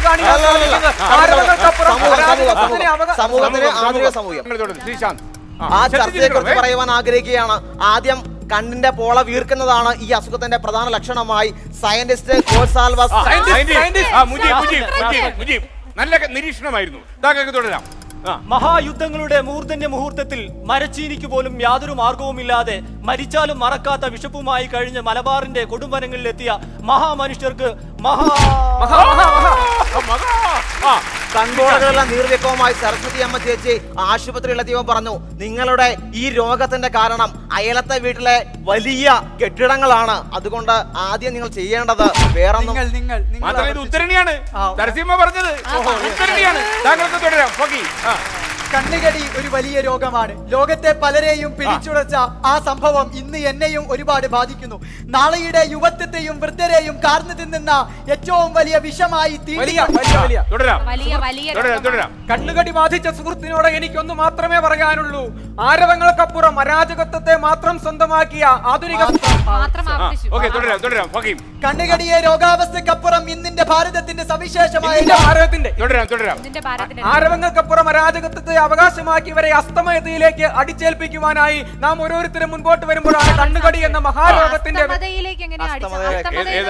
അസ്തമയത്തിലേക്ക് വാക്കില്ല. താങ്കൾക്ക് തുടരാം. കണ്ണുകടി എന്ന് പറയുന്ന കേരളത്തിന്റെ സാമൂഹിക അവസ്ഥയിൽ ഏറ്റവും കൂടുതൽ ചർച്ച ചെയ്യപ്പെടേണ്ട വിഷയമാണെന്ന് ഓർമ്മിപ്പിക്കുമ്പോഴും യുവാക്കൾ ഇതിന് പുറകെ പായുന്നതിനാൽ നാരീജനങ്ങൾ ഒരുപാട് ബുദ്ധിമുട്ട് അനുഭവിക്കുകയും വേദന നിറഞ്ഞ പറയുമ്പോൾ നാരീജനങ്ങൾ റിപ്പീറ്റ് ഇങ്ങനെ എടുത്തു പറഞ്ഞു നാരീജനങ്ങൾ രണ്ട് പ്രാവശ്യം നാറിന്നല്ലോ പറഞ്ഞത്. രണ്ട് തവണ പറയാനേ പറ്റത്തില്ല. നാരീജനങ്ങൾ രണ്ട് പറയാം. നാരീജനങ്ങൾ ഒരു നായോട് ചേർത്ത് പറയാൻ പറ്റുമോ? ഇല്ല. താങ്കൾക്ക് തുടരാം. നമ്മൾ വേദനാജനകമായ രീതിയിൽ ആൺകുട്ടികൾ പുറകെ പായുമ്പോൾ അതിന് വിധേയമാകാൻ കണ്ണുകടി എന്ന വിഷയത്തെ കുറിച്ച് ചിന്തിക്കുമ്പോൾ സുഹൃത്തുക്കളെ എന്റെ മനസ്സിലേക്ക് ഓടി വരുന്നത് തിടനാടെന്ന കൊച്ചു ഗ്രാമത്തിൽ എനിക്ക് നേരെ ഉയർന്ന ചോദ്യചിഹ്നങ്ങളെയാണ്. ജീവിതത്തിന്റെ പച്ചയായ യാഥാർത്ഥ്യങ്ങളിലേക്ക് കടന്നു ചെന്നപ്പോൾ ലോകം തന്നെ വെറും കടന്നു ചെന്നപ്പോൾ രണ്ടു തവണ ഞാൻ ചെന്നിട്ടൊന്നുമില്ല. കണ്ണുകടി എന്ന് പറയുന്ന കേരളത്തെ പിടിച്ചുലക്കിക്കൊണ്ടിരിക്കുന്ന വലിയൊരു പ്രത്യാഘാതകരമായ രോഗമാണ്. കണ്ണുകടിയെ എന്ന സംഭവത്തെ കണ്ണുകടിയല്ല കണ്ണുകടി എന്ന സംഭവം. താങ്കൾക്ക് തുടരാം. ഫഹീം. ലിംഗ മതജാതി വർഗ വർണ്ണ വൈജാത്യങ്ങൾക്കപ്പുറത്ത് ലോകത്തുള്ള സകലമാന പേർക്കും എന്നും ഉണ്ടാകുന്ന അസുഖമാണ് കണ്ണുകടി. 1600 ഈസ്റ്റ് ഇന്ത്യ പണ്ടികശാല സ്ഥാപിക്കുവാൻ ഈസ്റ്റ് ഇന്ത്യ എന്ന് മലയാളം പറയൂ. British India east India Malayalam പറയൂ. ഈസ്റ്റ് ഇന്ത്യ ഒരു പേരാണ്. ഈസ്റ്റ് ഇന്ത്യ പേരാണ്. ഈസ്റ്റ് ഇന്ത്യ പണ്ടികശാല എന്ന് പറഞ്ഞു. ഓക്കെ, താങ്കൾക്ക് തുടരൂ. കടന്നു വന്ന വെള്ളക്കാരൻ പിന്നീട് ആധിപത്യം സ്ഥാപിച്ചത് കണ്ണുകടിയുള്ളത് കൊണ്ടാണ്. പക്ഷേ പിന്നീട് വെള്ളക്കാരൻ ഭാരതത്തിന്റെ അകത്തളങ്ങളിൽ യുഗപുരുഷന്മാർ നിലനിന്നിരുന്ന കാലഘട്ടത്തെ കുറിച്ച് ഓർക്കേണ്ടതുണ്ട്. കണ്ണുകടി പുതിയ കാലഘട്ടത്തിന്റെ വസ്തുതയാണെന്ന്. നാട്ടിൽ നിന്ന് തേനൂരുന്ന മണമുള്ള ഗന്ധമുള്ള സൗഖ്യകാരി കണ്ണു വേണം മുകളിലും താഴെയും. അത് കടമനിട്ട കോഴി എന്ന കവിതയിലെ വരികളാണ്. കണ്ണ് വേണം ഇരുവറും എപ്പോഴും കണ്ണ് വേണം മുകളിലും താഴെ ഒരിക്കലും അണയാത്ത കണ്ണ്. കണ്ണ് വേണമെന്ന് ഞാൻ പറഞ്ഞിട്ടുള്ളൂ. കവിത വായിക്കാറുണ്ടോ? എന്താ സാർ കവിത വായിക്കാറുണ്ടോ? കവിത വായിക്കാറുണ്ട്. പക്ഷേ കവിത എന്ന സംഗതി ഇവിടെ ഉച്ചരിക്കാൻ പാടില്ല എന്നുള്ള വസ്തുത മുജീബ് ചേട്ടനെ ഓർമ്മിപ്പിച്ചുകൊണ്ട് ഞാൻ പറഞ്ഞു കൊള്ളട്ടെ. ആർഷഭാരതി സംസ്കാരത്തിലെ അദ്ദേഹത്തിന് എന്നെക്കാട്ടി പ്രായമുണ്ട്.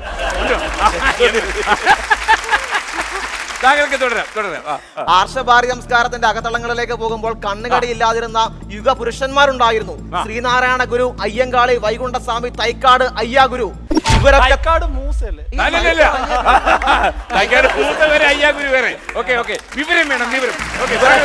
ഇവരൊക്കെ ലൗകികതയുടെ സുഖഭോഗങ്ങൾ ത്യജിച്ചുകൊണ്ട് ജീവിതത്തിന്റെ അനന്ത വികായത്തിലേക്ക് ഇറങ്ങി വന്നത് സാധാരണക്കാരായ മനുഷ്യന് വേണ്ടി ഭാരതം എന്ന മഹാരാജ്യത്ത് നിന്ന് സംസാരിക്കുമ്പോൾ കണ്ണുകടിയുടെ രാഷ്ട്രീയത്തെ കുറിച്ചാണ് പറയുവാനുള്ളത്. ഇന്ന് ഇന്ത്യയിലെ ഒട്ടനവധി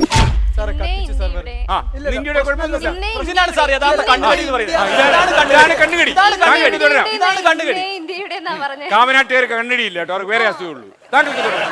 കള്ളന്മാരിൽ നിന്ന് കുള്ളന്മാരിലേക്ക് അധികാരം കൈമാറ്റം ചെയ്യപ്പെടുമ്പോൾ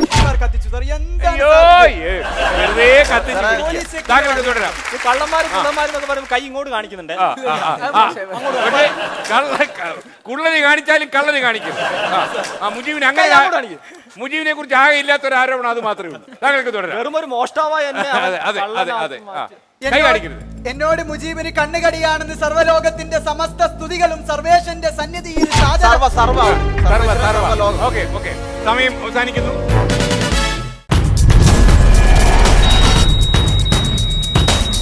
ഇനി നമ്മൾ ഈ പരിപാടിയിലെ അവസാനത്തെ വിഷയത്തിലേക്ക് കടക്കുന്നു. സംസാരിച്ചു തുടങ്ങേണ്ടത് എലിസബത്ത് ഫ്രം കാവനാട്. വിഷയം അച്ചിക്ക് ഇഞ്ചിപക്ഷം നായർക്കോ. ഇപ്പറഞ്ഞ വസ്തുതയെ പറ്റി എനിക്ക് വലിയ അറിവൊന്നുമില്ല. പക്ഷെ പുത്തനച്ചി പുരപ്പുറം തൂക്കുമെന്നുള്ള കാര്യം ഞാൻ കേട്ടിട്ടുണ്ട്. അല്ല, പഴഞ്ചൊല്ല് പറയാലോ സർ. ഉദ്ധരണി പാടില്ലെന്നല്ലേ ഉള്ളൂ. അതൊരു ഉദ്ധരണിയാണ്. അച്ചി എന്ന് പറയുന്ന നാരീജനങ്ങളെ അഭിസംബോധന ചെയ്യാൻ കേരളത്തിന്റെ പ്രാകൃതമായ കാലഘട്ടങ്ങളിൽ പോലും ഉപയോഗിച്ചുകൊണ്ടിരുന്ന വാക്കാണെന്ന് ഓർമ്മിപ്പിക്കുന്നതിനോടൊപ്പം പഴമയിലേക്ക് തേടിപ്പോകാനുള്ള മണ്ണിൽ പണിത പ്രകൃതിയെ ഹൃദയപക്ഷത്ത് നിർത്തിയ 1000 തലമുറകളുടെ ആർജിതീയ അറിവ്, വിശ്വാസം, വിലക്ക്, കല, കഴിവ്, സംസ്കാരം എന്നിവയുടെ അടിസ്ഥാനത്തിൽ നിലങ്ങളിൽ സൂക്ഷിച്ചു വെച്ചിരിക്കുമ്പോൾ ശാസ്ത്രീയ ചിന്തയുടെയും കാര്യകാരണ വിചിത്ര ശേഷിയുടെയും വെളിച്ചത്തിൽ അവയിലെ നെല്ലും പതിരും വേർതിരിച്ചെടുക്കാനുള്ള അറിവും ചങ്കൂറ്റവും തന്റേടോ ആംബുലൻസ് വേണോ? വേണ്ട. ഓക്കെ. അല്ല, ഇതൊക്കെ വീട്ടിലെങ്ങനെ സംസാരിക്കുന്നത് എന്തോ? വീട്ടിൽ ചോറ് വേണമെന്ന് പറയുന്നത് ഒറ്റ പാരഗ്രാഫ് ആയിരിക്കും. ഓക്കെ, ഫഹീം. ദാസിനെ ഹൃദയത്തിൽ കൊത്തിയ അനുപമ പ്രണയത്തിന്റെ നിത്യനൂതന സ്മാരകം ഷാജഹാന്റെ താജ്മഹൽ സാക്ഷി. പെണ്ണിനെ കുറിച്ചാണ് പറയുന്നത്. അവൾക്ക് വേണ്ടി എത്ര രാജാക്കന്മാർ സിംഹാസനങ്ങൾ വെടിഞ്ഞു. പെണ്ണിന്റെ പെണ്ണെന്ന് പറയുന്ന അമൂല്യമായ വസ്തുവാണെന്ന് ഓർമ്മിപ്പിക്കുന്നതിനോടൊപ്പം ആർഷഭാരത സംസ്കാരത്തിന്റെ അകത്തളങ്ങളിലേക്ക് അമൂല്യമായ വസ്തുവാക്കാലോ, വ്യക്തിയാക്കാലോ, വസ്തുവാക്കാം, വ്യക്തിക്ക് വസ്തുവാക്കാം. വ്യക്തി വസ്തുവാക്കാം. എന്നാലാണ് അങ്ങനെയാണല്ലോ. നാരീജനങ്ങൾ ഇഞ്ചി നട്ടാൽ മണ്ണിന്റെ സ്നേഹം എന്തെന്ന് തിരിച്ചറിഞ്ഞ് നന്മയിലേക്ക് മടങ്ങി പോകാൻ. ഈ വിഷയത്തിൽ ആവർത്തിച്ചില്ല. മണ്ണിന്റെ നന്മയിലേക്ക് മടങ്ങി പോവുകയും തിന്മയെ എതിർത്തുകൊണ്ട് കറുത്ത കരങ്ങൾ വർദ്ധിച്ചുകൊണ്ടിരിക്കുന്ന കാലഘട്ടത്തിൽ അമ്മയാര്? സ്ത്രീക്ക് വേണ്ടി എത്ര രാജാക്കന്മാർ സിംഹാസനങ്ങൾ വെടിഞ്ഞു. പെണ്ണിന്റെ പ്രതിമയെ മാത്രം പ്രണയിച്ച കാമുകന്മാർ. ഇത് കാണിക്കുന്നത് സ്ത്രീയുടെ സ്ത്രീക്ക് വേണ്ടി സ്ത്രീയുടെ. ഇഞ്ചി എന്ന് പറയുന്നത് കേരളത്തിന്റെ പഴമയിൽ ഏറ്റവും കൂടുതൽ പ്രാധാന്യം അർഹിക്കുന്ന വസ്തുവും കൃഷിക്ക് മനുഷ്യന് ഏറ്റവും കൂടുതൽ പ്രേമം, പ്രണയം, കാമം, അനുരാഗം എന്നിവയ്ക്ക് വേണ്ടി മാത്രം സ്ത്രീയെ ഉപയോഗിച്ചു. പ്രേമം അനുരാഗം ഒന്ന് തന്നെയാണ്. പ്രേമം അനുരാഗം രണ്ടാണ്. പ്രേമം എന്ന് എന്തായാലും കാണണം. താങ്കൾക്ക് തുടരാം. ജീവിതത്തിൽ പ്രേമിച്ചിട്ടില്ല, എന്റെ കുഴപ്പമാണ്. താങ്കൾക്ക് തുടരാം. ഇന്നിന്റെ കാലഘട്ടത്തിൽ പെണ്ണിനെ കുറിച്ചാണ് പറയുന്നത്. അവളുടെ മറ്റൊരു മുഖം. ഇല്ലില്ല, സോറി, കൊണ്ട് കളഞ്ഞു. രസക്കയറ് പൊട്ടിച്ചു. തുറന്നു. ദുഃഖവും സന്തോഷവും ഇടതൂർന്ന് നിൽക്കുന്ന ജീവിതത്തിനിടെ ഇടതൂർന്നാണ്. തോരണ്ട. താങ്കൾക്ക് തുടരാം. കാവനാട്, പൂവൻപുഴ, വള്ളിക്കീഴ്, മുളങ്കാടകം തുടങ്ങിയ സ്ഥാനങ്ങൾ കടപ്പാക്കട വിട്ടുപോയി. താങ്കൾക്ക് തുടരാം. അച്ചിക്ക് ഇഞ്ചി ഭക്ഷം എന്ന് പറയുന്നത് പെണ്ണിന്റെ തീക്ഷ്ണതയെയും അവൾ സമൂഹത്തിൽ അനുഭവിക്കുന്ന യാതനകളും അടയാളപ്പെടുത്തുന്നു എന്ന് പറഞ്ഞു വരുമ്പോഴാണ് ഈ സുഹൃത്ത് തടസ്സം വിളിച്ചത്. അവൾ അനുഭവിക്കുന്ന എന്ന് പറയുന്ന എന്നാൽ ഈ പരിപാടിയിൽ 80 തവണ അടയാളപ്പെടുത്തുന്ന വാക്ക് ഉപയോഗിച്ച് തുടരാം. സമകാലീന കേരളം ചർച്ച ചെയ്യപ്പെടേണ്ട ഏറ്റവും വലിയ വിഷയത്തെ കുറിച്ചാണ് ശ്രീകണ്ഠ സാർ ഇവിടെ അവതരിപ്പിച്ചിരിക്കുന്നത്. കാരണം കേരളത്തിൽ ഏറ്റവും കൂടുതൽ കൃഷി ചെയ്യുന്ന ഏറ്റവും കൂടുതൽ ചർച്ച ചെയ്യേണ്ട കേരളത്തിന്റെ നായർ തറവാടുകളിൽ കൂട്ടിക്കെട്ടിയിരുന്ന നാരീജനങ്ങളെ അടുക്കളയുടെ കഷ്ടപ്പാടിൽ നിന്ന് അരങ്ങത്തേക്ക് ആനയിക്കാൻ VT ഭട്ടതിരിപ്പാട് പരിശ്രമിച്ചുവെങ്കിൽ ശ്രീനാരായണ ഗുരു, അയ്യങ്കാളി, ചട്ടമ്പി സ്വാമി, ബ്രാഹ്മണ സ്ത്രീകളെ കൊണ്ടുവരാൻ ശ്രീനാരായണ ഗുരു, അയ്യങ്കാളി, ചട്ടമ്പി സ്വാമി തുടങ്ങിയവർ അടുക്കളയുടെ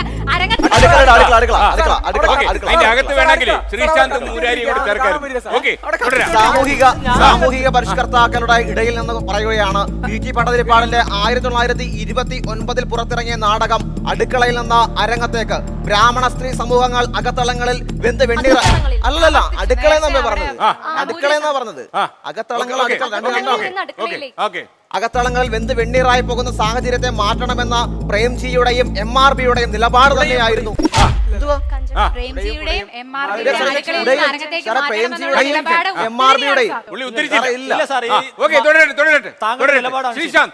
ആറാട്ടുപുഴ വേലായുധ പണിക്കരുടെ അച്ചിപ്പുടവ സമരത്തിന്റെ പ്രസക്തി പുതിയ കാലഘട്ടം ചർച്ച ചെയ്യണമെന്ന് ഇവിടെ ഞാൻ ഉദ്ഘോഷിക്കുകയാണ്. എന്നൊന്നും പറഞ്ഞില്ല, തുടങ്ങിയതേ ഉള്ളൂ. എന്നൊന്നും പറഞ്ഞിട്ടേ ഇല്ല. നവഭാരതത്തിലെ സ്ത്രീരത്നങ്ങളെ അടയാളപ്പെടുത്തി ഇന്ദിരാഗാന്ധിയും വിജയലക്ഷ്മി പണ്ഡിറ്റും ഷീലാ ദീക്ഷിതും പോലെയുള്ള സ്ത്രീ സമൂഹങ്ങൾ സ്ത്രീ പറഞ്ഞിട്ടില്ല. ചർച്ച ചെയ്ത് കഴിഞ്ഞാൽ ചലച്ചിത്രത്തിൽ ആമിയായി വേഷമിടുന്ന മഞ്ജു വാര്യരെ നമുക്കറിയാം. ഇഞ്ചി കടിച്ച അച്ചിയെ സ്മരിക്കുമ്പോൾ പഴയകാല തലമുറയിൽ സ്വാതന്ത്ര്യം അനുഭവിച്ചിരുന്നു സ്ത്രീകൾ എന്ന മതേതരത്വത്തിന് പേര് കേട്ട നമ്മുടെ നാട്ടിൽ പാർശ്വവൽക്കരിക്കപ്പെടാൻ എന്നും ഗണിക്കപ്പെട്ട വർഗമാണ് സ്ത്രീ. അതിനെ തിരിച്ചു കൊണ്ടുവരാൻ ശ്രമിക്കേണ്ടത് ചിന്ത ചോരാതെ ചിന്ത ചോരാതെ ചോര ചിന്താതെ പ്രവർത്തിക്കുന്ന പുരുഷൻ.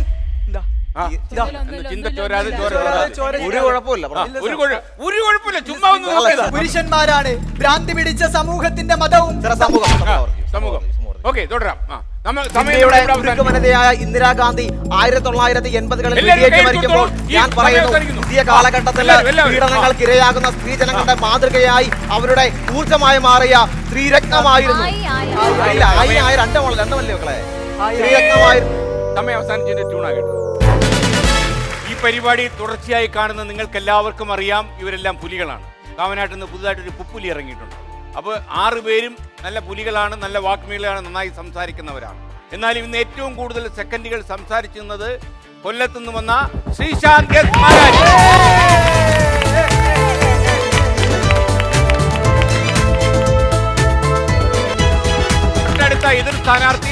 മരിയ. ഒരു കാര്യം ചെയ്യാം, നിങ്ങൾ എല്ലാവരും ഇങ്ങോട്ട് വന്നോളൂ.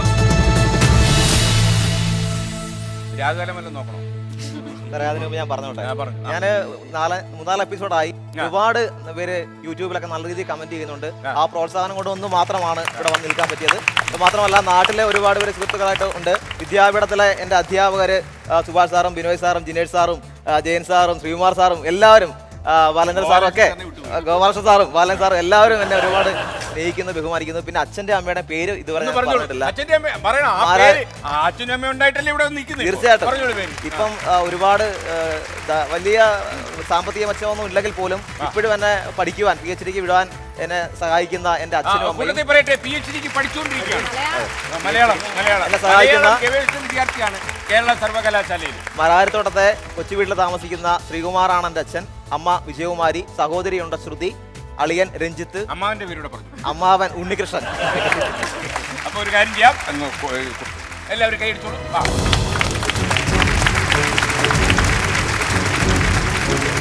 മുഖ്യ വാഗ്മി ശ്രീശാന്ത് മാരാരി.